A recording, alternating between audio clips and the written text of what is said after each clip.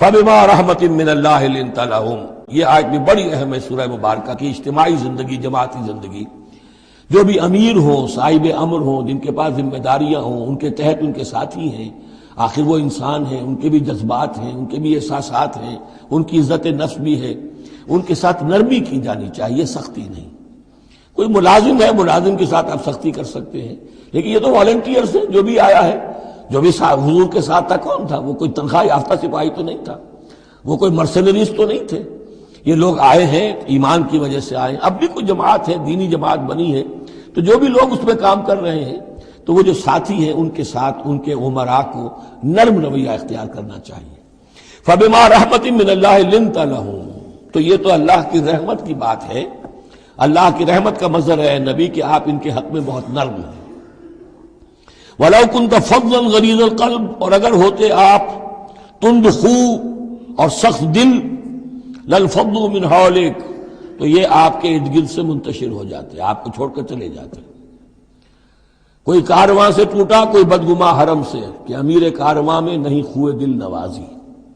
لَانفَضُّوا مِنْ حَوْلِكَ فَاعْفُ عَنْهُمْ، اب چونکہ اتنی بڑی غلطی ہوئی تھی، بہت بڑا چرکا لگ گیا تھا مسلمانوں کو، حضور سے کہا جا رہا ہے اپنے ان ساتھیوں کے بارے میں بھی اپنے دل میں میل مت آنے دیجیے۔ غلطی ہو گئی ہے، کوتاہی ہو گئی ہے، اللہ نے معاف کر دیا ہے، فاعف عنہم، تو آپ بھی انہیں معاف کر دیں۔ عام حالات میں بھی معاف کرتے رہا کریں۔ واستغفر لہم، جو خطا ہو گئی یا ہو جائے اس پر استغفار کیا کریں ان کے لیے۔ وشاورہم فی الامر، اور یہ نہ کریں کہ اب آئندہ ان کی کوئی بات نہیں سننی، نہیں، مشورے میں شامل رکھیے ان کو بھی، اور ان سے مشورہ کرتے رہا کیجئے امر میں۔ اس سے بھی باہمی اعتماد پیدا ہوتا ہے کہ ہمارا امیر ہم سے مشورہ کرتا ہے، ہماری بات کو اہمیت دیتا ہے۔ یہ بھی گویا کہ در حقیقت اجتماعی زندگی کے لیے بہت ہی ضروری بات ہے۔ فَإِذَا عَزَمْتَ، البتہ جب مشورے کے بعد آپ کا دل ٹھک جائے، آپ ایک ارادہ کر لیں، فیصلہ کر لیں، فَتَوَكَّلْ عَلَى اللَّهِ، تو اب کسی شخص کی بات کی پرواہ نہ کیجئے، پھر توکل سارا اللہ کی ذات کے اوپر۔ یعنی حضور نے مشورہ کیا تھا اس وقت، کچھ لوگوں کی رائے وہی تھی جو حضور کی رائے تھی، لیکن کچھ حضرات نے کہا کہ ہم تو کھلے میدان میں، ہم کاہے کو جان بچا کر بیٹھے یہاں پر، ہمیں تو شہادت کی موت چاہیے، شہادت مطلوب و مقصود مومن۔ تو حضور نے ان کی رعایت کی، فیصلہ کر دیا۔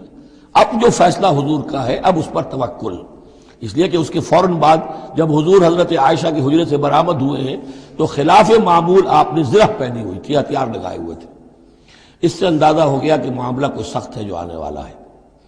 تو پھر ان لوگوں نے کہا حضور ہم اپنی رائے واپس لیتے ہیں، جو آپ کی رائے اس پر عمل کر لیں۔ یہ اس کا معاملہ ہے، جب ایک فیصلہ ہو جائے تو یہ نہیں کہ اب دل میں یقین ہو جائے آدمی، ابھی ادھر ابھی ادھر، نہیں، پھر اس کے اوپر جم جائے۔ فَإِذَا عَزَمْتَ، جب آپ ایک فیصلہ کر لیں، فَتَوَكَّلْ عَلَى اللَّهِ، تو اللہ پر توکل کیجئے، ان اللہ یحب المتوکلین، یقیناً اللہ تعالیٰ توکل کرنے والوں کو پسند کرتا ہے۔